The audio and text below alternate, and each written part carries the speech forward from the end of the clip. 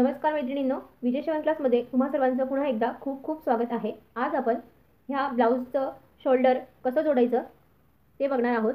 बऱ्याच जणांना हा शोल्डर डाऊनचा प्रॉब्लेम येत असतो, तर शोल्डर डाऊन प्रॉब्लेम येऊ नये म्हणून काय करायचं ते आज आपण बघणार आहोत। त्याच्यासाठी शोल्डर कशा पद्धतीने जोडायचं ते आज आपण बघणार आहोत। पण त्याआधी तुम्ही जर चॅनलवर नवीन असाल तर प्लीज चॅनलला सबस्क्राइब करा। आता हे शोल्डर जोडण्यासाठी बरेच जण काय करतात, इथे अर्धा इंच मार्जिन घेतात, त्याच्यामुळे सुद्धा शोल्डर डाऊन येऊ शकतं। कारण ब्लाऊज शिवून झाल्यानंतर बऱ्याच वेळा अर्धा इंच तुम्हाला कस्टमर सांगत असेल की एवढं इथे शिलाई मारा की हे असं उतरतंय, त्याच्यासाठी तुम्ही अर्धा इंच पाव इंच इथे एवढी शिलाई मारा असं तुम्हाला कस्टमर सांगत असतं की इथे शोल्डर उतरते म्हणून। तर ते होऊ नये म्हणून काय करायचं, शोल्डर जोडतानाच आधी हे मोजून घ्यायचं आहे। आता हे कसं मोजायचं, तर एकदम परफेक्ट ब्लाऊज घ्यायचं मापाचं कस्टमरचं, ज्याचं शोल्डर उतरत नसेल ते घ्यायचं आहे। आता ही हुक पट्टी आहे, तर इकडचं हे हुक पट्टीचं हा जो गळा आहे ब्लाऊजचा, हा जो गळा आहे तो इथे मोजून मग मार्किंग करायचं आहे। आता इथे ही हुक पट्टी आणि ही हुक पट्टी बरोबर ठेवली आणि हे असं मोजून आता ह्या ब्लाऊजचं जिथे शोल्डर जोडलं गेलं असेल तिथे मार्किंग करून घ्यायचं। आता हे मोजल्यावर आता इथे हे बरोबर घ्यायचं आहे खाली आणि हे असं मोजायचं आहे। आता मोजून इथे हे जे आहे ते इथे आलेलं आहे, तर हे इथे मार्किंग करून घ्यायचं आहे। आणि जोडताना इथे आता हे मार्किंग आलेलं आहे, पण जोडताना काय करायचं आहे, असंच मार्किंग करायचं नाही, सरळ जोडायचं नाहीये। कारण सरळ जर जोडलं तर इथे बराच कपडा हा मार्जिनमध्ये जातो आणि मग इथे बाही तुम्हाला जास्त होते, जोडताना हा भाग कमी पडत असतो। म्हणून काय करायचं आहे, इकडे फक्त अर्धा इंच घ्यायचा आहे, इकडे हे अर्धाच इंच घ्यायचं आहे आणि हे असं क्रॉसमध्ये इथे ही अशी शिलाई घ्यायची आहे। तुमचं लक्षात आलंच असेल। आता इथे ही अशी क्रॉसमध्ये घ्यायची आहे शिलाई।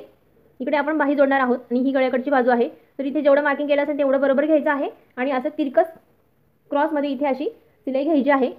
आता इथे एवढंच मार्जिन ठेवायचं आहे, अर्धा इंच किंवा थोडंसं अर्धा इंचाला जास्त एवढं मार्जिन इथे घ्यायचं आहे। आणि इथे जेवढं तुमचं मोजून येत असेल, तुमचं इथे जरी आलं तरी तुम्ही हे असं क्रॉसमध्ये इथे असं घ्यायचं आहे आणि मग इथे शिलाई मारायची आहे।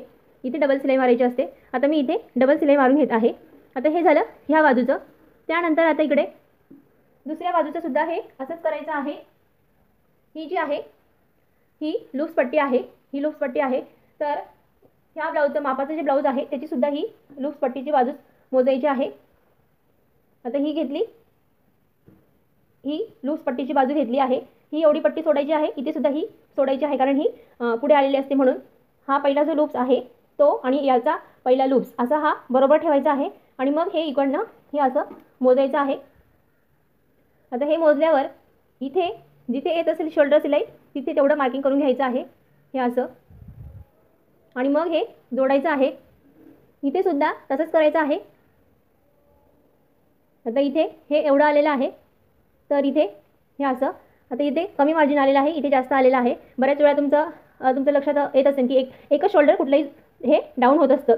आता बरोबर इथे हे जास्त आलेलं आहे मार्जिन आणि इथे हे कमी आलेलं आहे।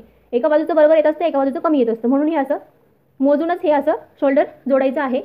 आणि इथे सुद्धा डबल शिलाई घ्यायची आहे। आता मी इथे सुद्धा शिलाई मारून घेत आहे। ह्या पद्धतीने शोल्डर जोडायचं आणि जोडताना हे लक्षात ठेवायचं, हे मागे पुढे घुसायचं नाहीये, अगदी हे बरोबर घ्यायचं आहे आणि मग इथे शिलाई घ्यायची आहे। ह्या पद्धतीने जर तुम्ही शोल्डर जोडलं तर तुमचा शोल्डर डाऊनचा प्रॉब्लेम येणार नाही। आणि ह्याच पद्धतीने तुम्ही इतर कुठल्याही ब्लाऊजला शोल्डर जोडू शकतात।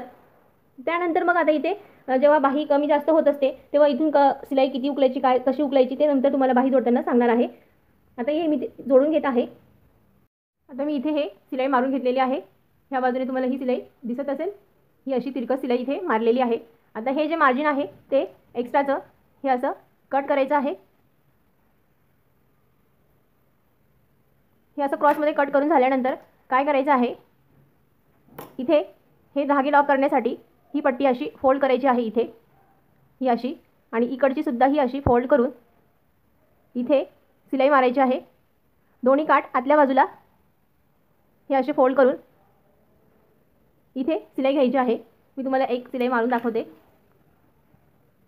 हे जे दोन्ही काठ आहेत ते आतल्या बाजूला हे असे फोल्ड करायचे आहेत, इकडचे सुद्धा हे असे, आणि मग इथे शिलाई मारायची आहे।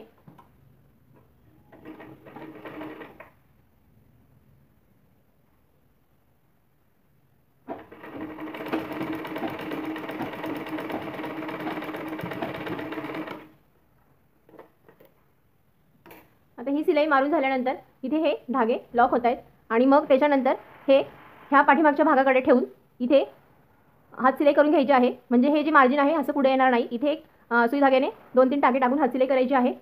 मग हे असं डिझाईन जोडल्यानंतर आता त्यानंतर शोल्डर जोडून झाल्यानंतर काय करायचं आहे, हे इथे चेक करायचं. आता इथे कधी कधी इकडे आपलं कमी जास्त मार्जिन होत असतं, म्हणून हे इकडे थोडंसं मागे पुढे होत असतं. इकडे बरोबर घ्यायचं असतं, इकडे मागे पुढे झालं तरी चालेल. आता इथे हे एवढं मागे पुढे झालेलं आहे, तुम्हाला इकडनं दिसत असेल, ह्या बाजूने दिसते बघा, हे एवढं एक्स्ट्रा झालेलं आहे. तर काय करायचं आहे, ते सरळ कट करायचं आहे. 1 इंच अर्धा इंचापर्यंत हे असं कट करायचं आहे. एकसारखं करून घ्यायचं आहे. ह्याच पद्धतीने इकडे सुद्धा हे असंच करायचं आहे. इथे सुद्धा हे असं झालेलं आहे, कारण इथे आपण डिझाईनचा गळा बनवलेला आहे आणि इथे पायपिंग केलेली आहे. इथे कमी जास्त मार्जिन होत असतं, त्याच्यामुळे हे असं मागे पुढे होत असतं. तर हे असं झालं असेल तर ते असं एकसारखं करायचं आहे. त्याच्यानंतर मग बाही जोडायची आहे. आता बाही जोडताना काय प्रॉब्लेम येतात तेही तुम्हाला नेक्स्ट व्हिडिओमध्ये सांगेल. आता इथे हे शोल्डर कसं जोडलं ते मी इथे दाखवलेलं आहे. तुम्हाला हा व्हिडिओ कसा वाटला कमेंट करून नक्की सांगा. आणि चॅनलवर नवीन असेल तर प्लीज चॅनलला सबस्क्राईब करा. आणि शोल्डर जोडून झाल्यानंतर सुद्धा जर तुमचं हे शोल्डर थोडंसं डाऊन होत असेल तर काय करायचं आहे, इथे एक लूप्स बनवायचा आहे. म्हणजे तुम्हाला हा जो हुक आहे तो इथे लावू शकता तुम्ही आणि हा गळा तुमचा टाईट होऊ शकतो. शोल्डर डाऊनचा प्रॉब्लेम केव्हा येतो, जेव्हा आपण इथे पायपिंग करतो आणि पायपिंग करताना जर तुम्ही हा गळा खेचला असा तर हा लूज पडतो आणि त्याच्यामुळे सुद्धा इथे तुम्हाला शोल्डर डाऊनचा प्रॉब्लेम येऊ शकतो. म्हणून हे पायपिंग करताना कशी पायपिंग करायची हे मी तुम्हाला दाखवलेलंच आहे मागील व्हिडिओमध्ये, ते तुम्ही बघा. आणि तुम्हाला हा व्हिडिओ कसा वाटला कमेंट करून नक्की सांगा. माझा व्हिडिओ पूर्ण बघितला त्याबद्दल खूप खूप धन्यवाद.